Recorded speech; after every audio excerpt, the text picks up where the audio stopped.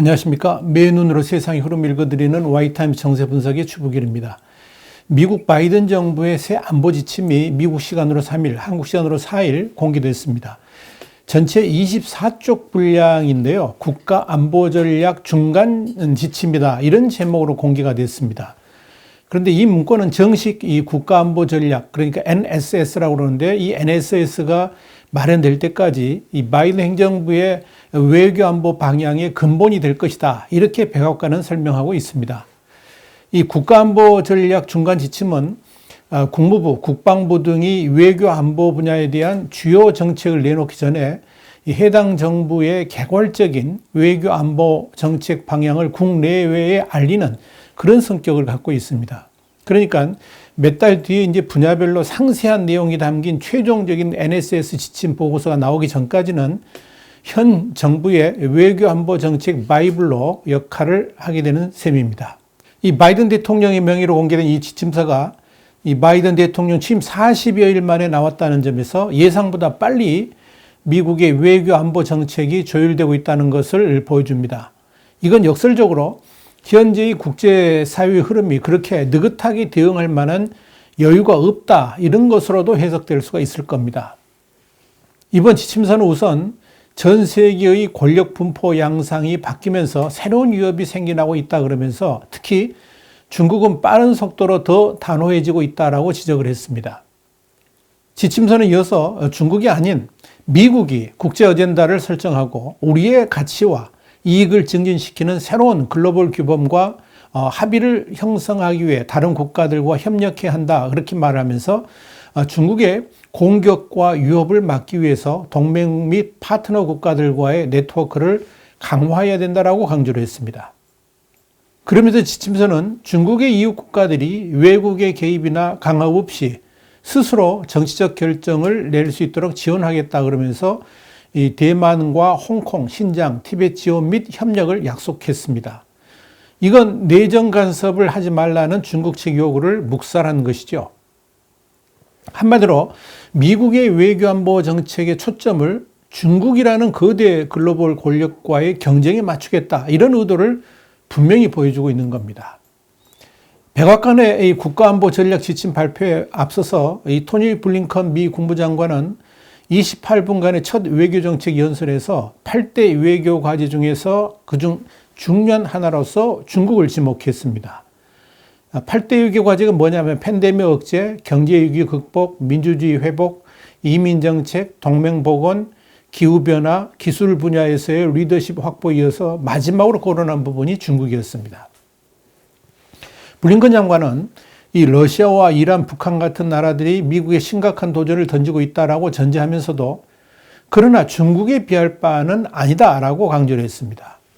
이 블링컨 장관은 중국이 21세기의 가장 큰 지정학적 시험이라고 그러면서 안정적이고 개방된 국제 질서에 심각하게 도전할 경제적, 외교적, 군사적, 기술적 힘을 가진 유일한 국가라고 평가를 했습니다. 블링컨 장관은 그러면서 이 중국과의 관계에 있어서 필요하다 그러면 경쟁적이 될 것이고 또 할 수 있다면 협력적으로 할 것이며 적대적이야 할 경우 그렇게 될 것이다, 이렇게 규정을 했습니다. 이 블링컨 장관은 앞서서 이 중국을 경쟁 상대로 거론했습니다만은 적대적이라는 언급을 한 것은 아주 이례적입니다. 이 블링컨 장관은 우세한 위치에서 중국에 관여해야 되고 동맹의 협력이 필요함을 여러 차례 강조하기도 했습니다. 미국은 이번 지침을 통해서 무력보다는 외교를 최우선시하겠다고 했습니다만은 이 블링컨 장관은 효과적 외교를 위해서 최강의 군대를 유지하겠다는 입장을 분명히 했습니다. 이건 미국인과 미국의 이익이 위협받으면 무력 사용을 주저하지 않겠다는 경고로 해석이 됩니다. 자, 바이든 정부의 새로운 국가안보전략 중간 지침에서 북한 문제도 거론됐는데요. 이 지침에서 북한은 단 2번 언급됐습니다. 한 번은 중국, 러시아, 이란과 함께 위협의 주체로 칭해졌고 또 한 번은 핵과 미사일 프로그램과 함께 거론됐습니다. 이 지침에서의 북한 문제의 핵심은 크게 4가지입니다. 첫 번째는 대북 외교 방식이 변화됐다는 겁니다. 이 대북 외교 방식의 변화라는 건 이런 겁니다. 그동안 트럼프 행정부는 탑다운 방식이었죠. 그런데 이런 방식이 아니라 바텀업 방식으로 전환한다는 이야기입니다. 이 국가안보전략중간지침은 이와 관련해 가지고 이렇게 표현을 했습니다. 우리 외교관들이 한국, 일본과 어깨를 나란히 하고 서서 증강 중인 북한의 핵미사일 프로그램이 야기하는 위협을 감소시키도록 힘을 실어주려 한다 그러면서 우리는 전 세계적으로 핵분열 물질과 방사능 물질을 차단하기 위한 노력을 재개할 것이라고 밝혔습니다.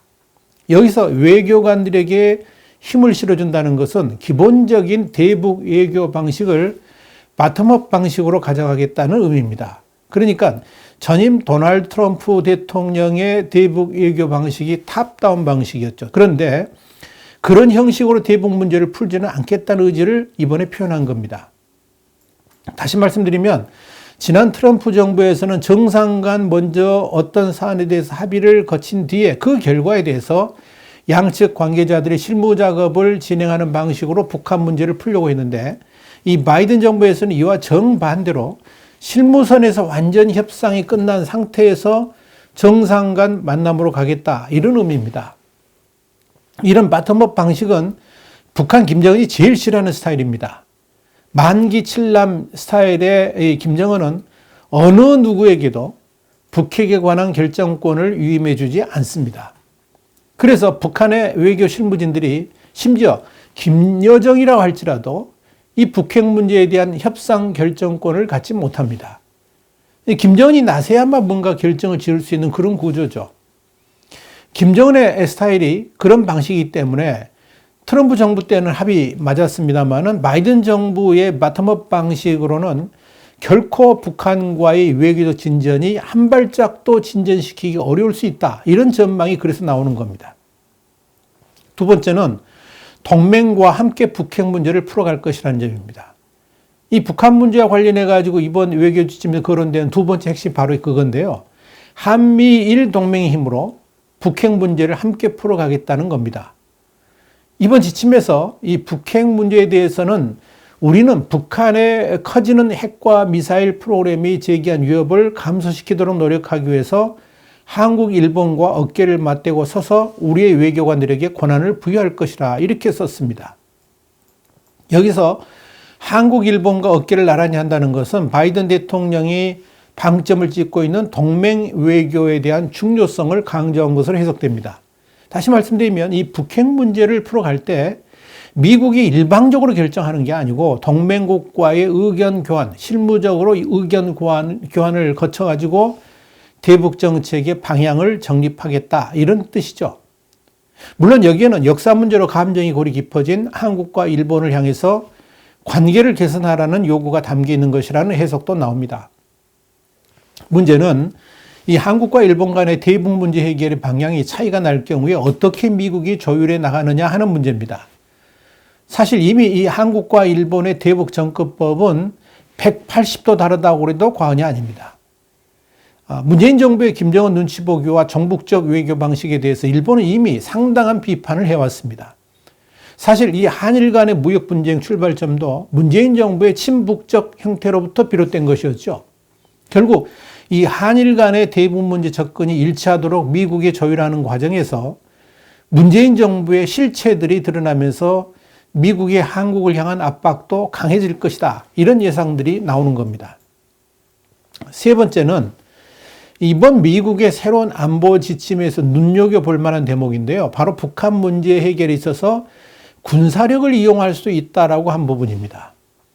물론 동맹 교합을 통해서 이 외교적 접근법을 대북 정책의 근간으로 삼겠다고 했습니다만은 이 외교적 접근법이 막히게 되면, 그러니까 이 외교적 접근법이 먹히지 않게 되면 최후의 수단으로 군사력을 활용할 수도 있다는 이야기입니다. 문제는 결국 이 대북 문제 접근에 있어서 탑다운이 아닌 바텀업 방식을 미국에 고수한다 그러면 이 북핵 문제 해결은 그야말로 난망이죠.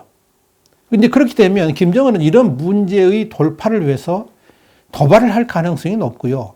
자, 그렇게 되면 결국 미국은 군사력 활용이라는 마지막 카드를 만지작거릴 수밖에 없을 겁니다.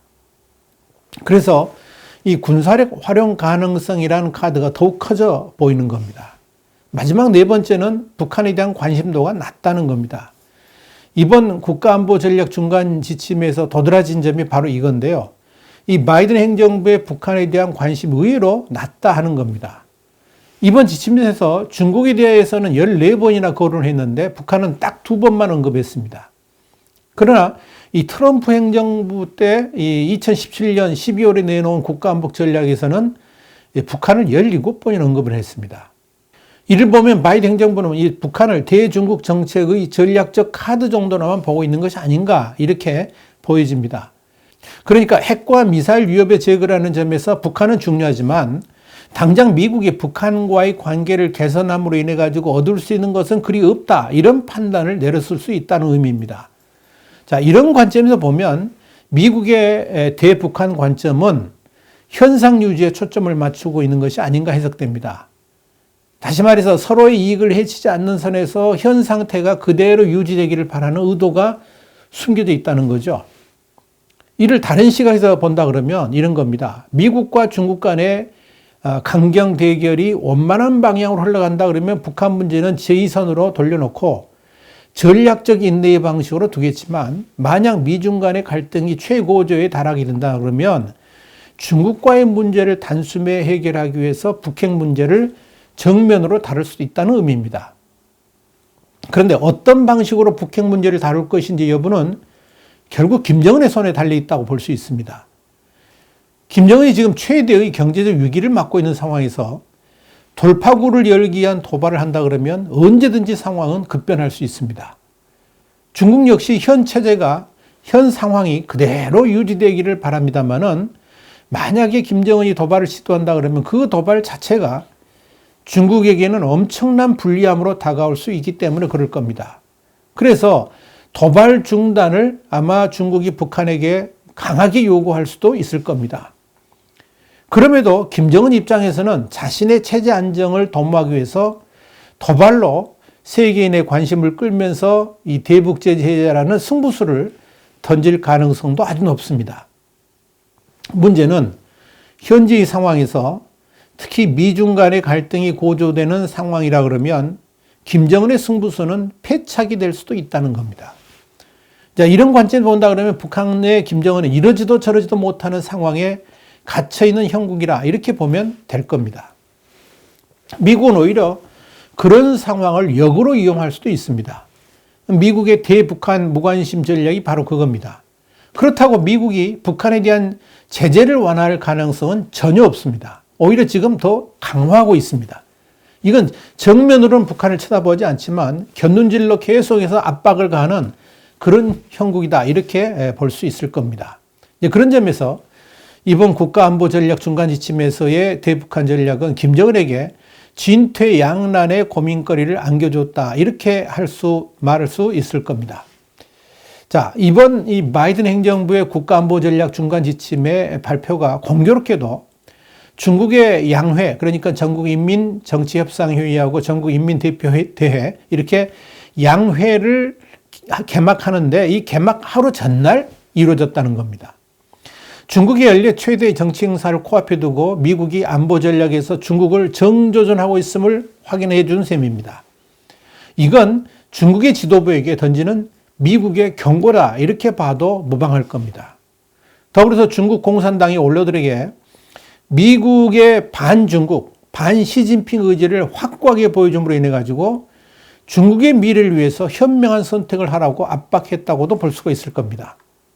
사실 그동안 중국 정부는 이 바이든 정부가 들어서면 미중 간의 갈등도 상당히 완화될 수 있을 것이라는 긍정적 예상을 해왔습니다만은 지금 상황은 이와 정반대로 흘러가고 있습니다. 분명한 것은 뭐냐? 이렇게 미국의 대중국 압박이 거세지면 거세질수록 시진핑 주석 체제의 불안정성도 더 커질 수밖에 없다는 겁니다. 그렇다면 중국은 선택을 해야만 합니다. 시진핑 체제를 고수하면서 이 상황을 정면 돌파할 것인지 아니면 시진핑 체제의 교체를 통해서 미국과 원만한 타협을 시도할 것인지의 양자택일을 해야만 한다는 겁니다. 선택은 오롯이 중국의 몫입니다.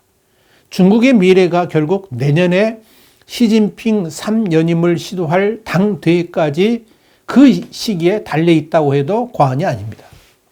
자, 그렇다면 중국은 과연 어떤 선택을 할까요? 와이타임 정세 분석이었습니다. 다음 시간에 다시 뵙겠습니다. 감사합니다.